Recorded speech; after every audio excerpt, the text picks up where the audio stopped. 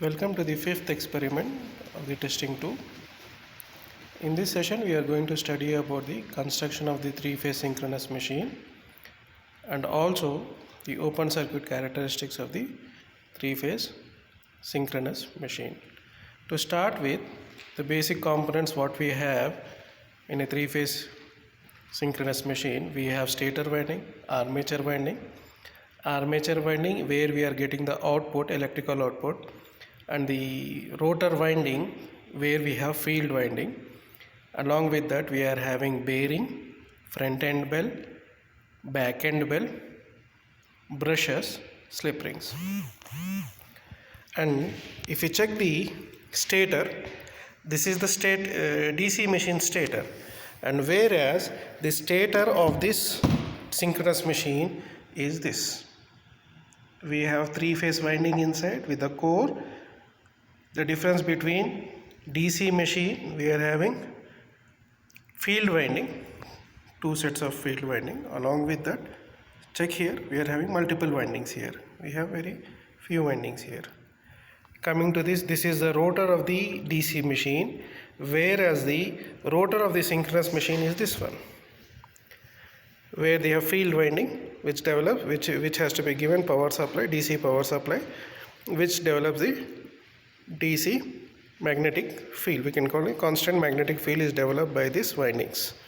We need to give electrical input, DC electrical input, such that electrical magnetic field is developed, and this setup is placed here. This setup is placed here. Now the situation is like this. We need to give mechanical input to this rotor. When we give mechanical input, this rotor rotates. When this rotor is rotating, along with the DC power supply, magnetic field also rotates, and this magnetic field interacts with the stator field winding. Under this condition, EMF is induced in the stator winding. Now this forms your working of an synchronous generator. Now in the next stage we will see the open circuit characteristics.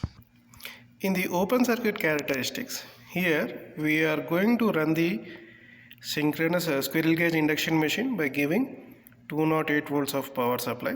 Once we give 208 volts of power supply, the magnetic field will also the rotor of the synchronous machine will also rotate, and along when this rotor is rotating, this simultaneously with the help of the timing belt, the rotor of the synchronous generator will also rotates.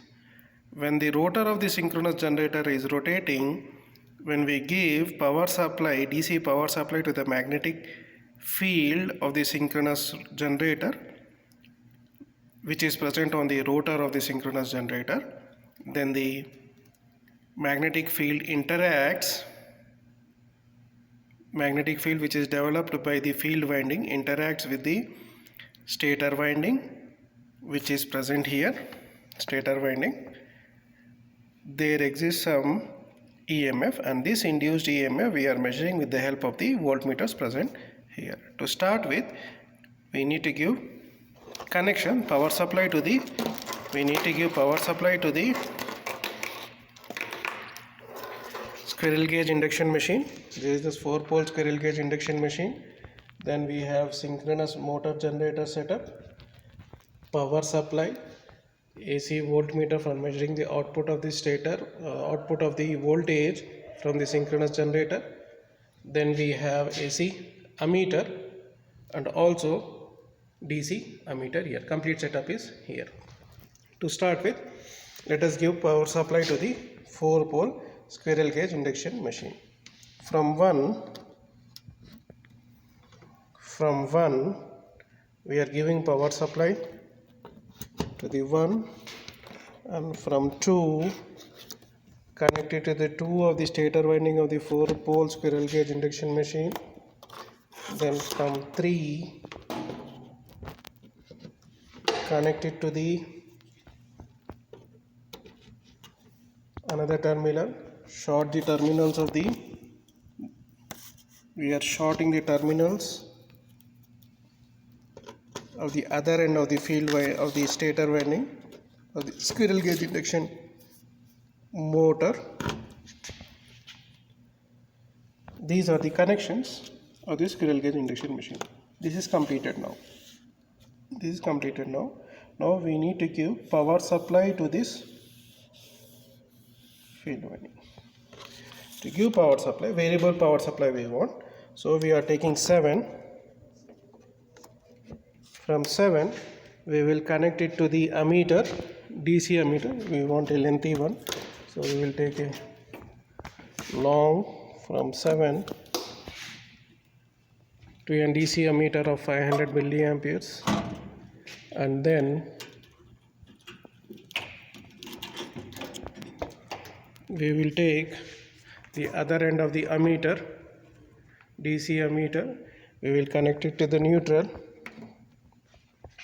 We will connect it to the neutral, and then we need to connect the voltmeters. We need to connect the voltmeters. Voltmeters means we want AC voltmeter. So to connect the voltmeters, from here 1 to an AC voltmeter, 250. The other end we are measuring the line voltages. We'll connect it here. Again, the other end we will be connecting it to the next terminal. Other end of the third terminal, connect it here. We need to take the last terminal.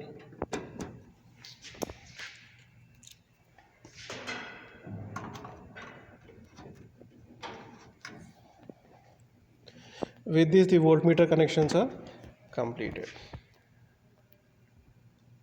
Voltmeter connections are completed. I think we need to change these connections here. The other end of the ammeter has to be connected to the 7, and then this switch has to be connected here, and along with this we need to change from 4 to 5. We need to short these terminals. From here we need to short these terminals. Complete connections are completed. Before starting, this switch should be off. The rheostat should be off, and it should be in minimum position. Should be in minimum position. To start with, let us switch on the machine. Once we switch on, the machine is running. The machine is running under these conditions.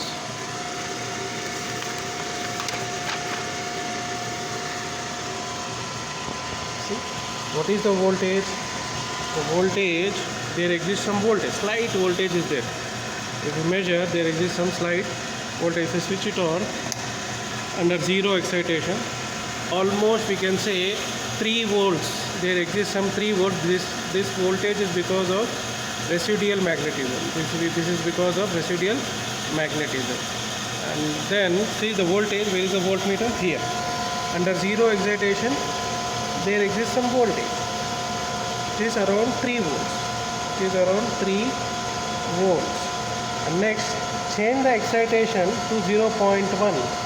Change the excitation to 0.1 means it is almost 100. So simply what we can do, we will switch it off. We will connect it here 2.5, and we will make it here. Okay, now the excitation is 0.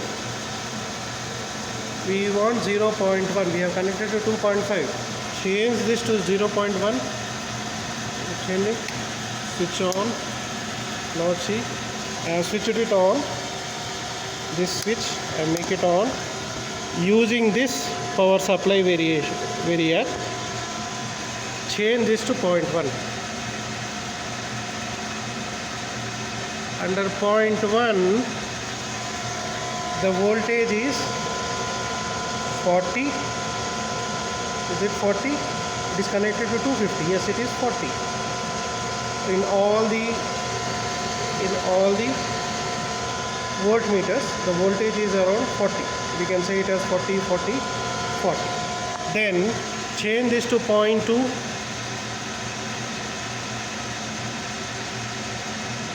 Now it is 0.2. At 0.2 the output voltage is around 90. It is 90. In all the three columns, E1, E2, E3 is 90. Then 0.3,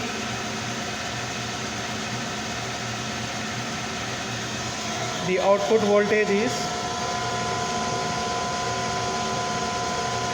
80. The output voltage is 130. The output voltage is 130. Similarly, we will go for 0.4. Once we get changed it to 0.4, the output voltage is 170, 168, 165. We can say 165. The output voltage is 165. Let us change to 0.5. When we change it to 0.5, it is 0.5. The output voltage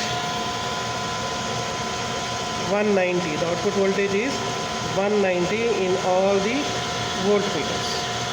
Now change the current to 0.6. We need to change the current to 0.6. How?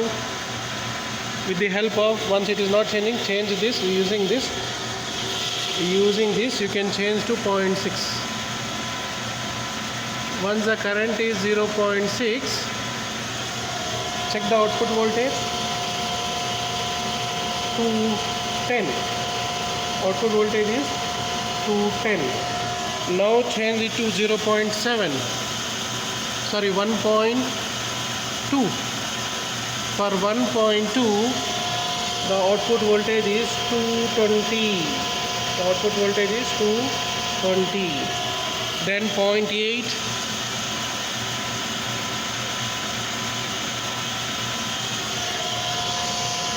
230. Change using this 0.9, 1.2. We can say it is 0.9. It is 0.9. For 0.9, the output voltage is 240. And then for 1, the output voltage is around 250. With this we have completed the experiment. Thank you. If you are having any doubts, please ask.